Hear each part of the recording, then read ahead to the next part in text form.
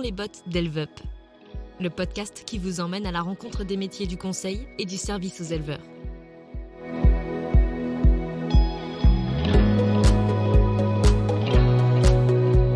Son métier lui a permis d'allier vie de famille et vie professionnelle, de s'épanouir au contact des éleveurs et de ses collègues et de mettre sa débrouillardise au service des éleveurs. Dans cet épisode du podcast Dans les bottes d'Elveup, nous partons aujourd'hui à la rencontre de Charlotte Brière, agent robot. Bonjour Charlotte. Bonjour Marion.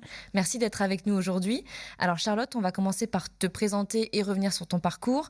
Tu as 33 ans, tu es mariée, tu as 4 enfants et cela fait 4 ans que tu travailles chez Elveup. C'est exact, donc je suis mariée à un agriculteur, j'ai 4 enfants en bas âge.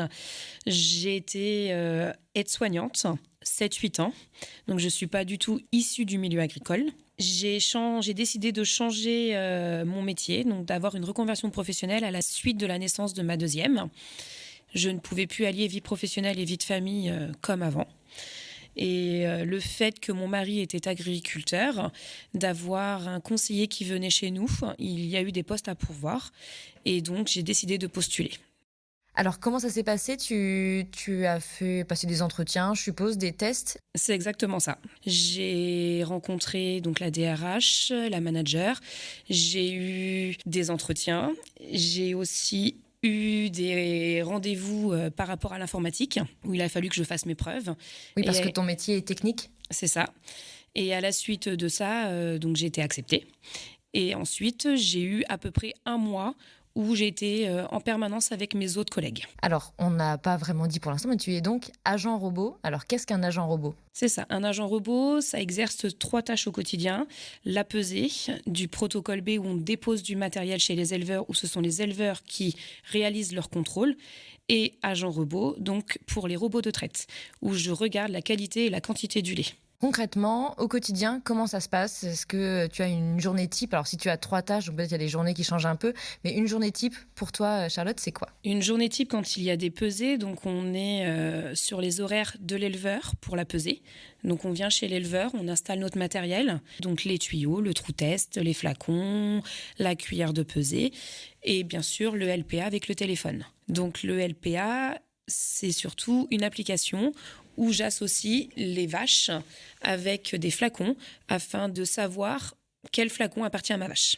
Ce qui va me permettre après d'envoyer ces résultats-là au labo et de savoir que tel flacon appartient à telle vache. Donc ça, c'est quand tu vas chez un éleveur pour la peser le matin. Comment ça se passe par la suite ? Donc par la suite, une fois que la pesée elle est finie, je nettoie mon matériel, je range mon matériel et je remonte en voiture. Et alors là, direction une autre ferme ? Direction une autre ferme où ce sont les éleveurs qui font leur contrôle eux-mêmes, où je dépose ou alors je viens récupérer le contrôle qui a été fait la veille.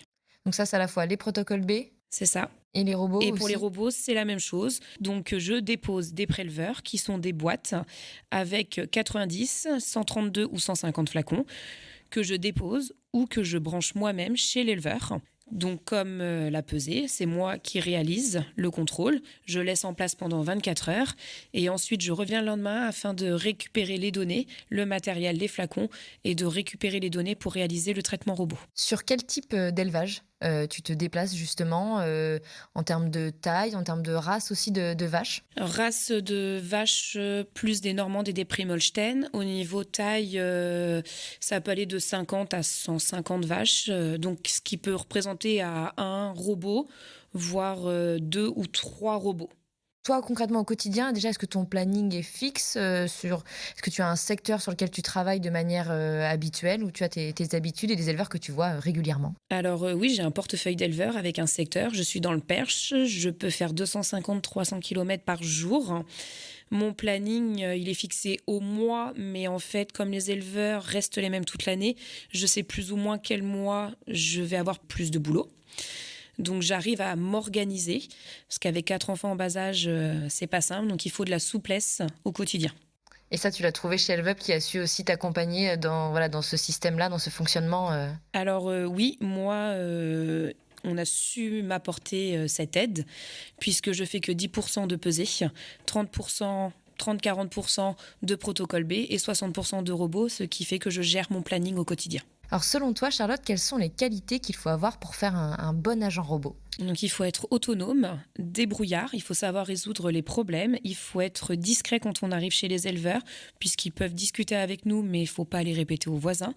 Et il ne faut pas hésiter à prendre son téléphone quand on a un problème, afin d'appeler ses collègues et d'avoir de l'entraide. Comment tu vois l'évolution de ton métier dans les années à venir, ou peut-être même dès maintenant?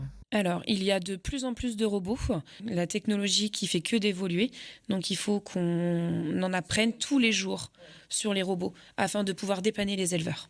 Qu'est-ce que tu dirais à quelqu'un qui souhaiterait rejoindre HelpUp pour le convaincre? Alors, je lui dirais qu'on en apprend tous les jours, on a une grande flexibilité, on a une diversification de tâches au quotidien, puisque les journées ne se ressemblent jamais.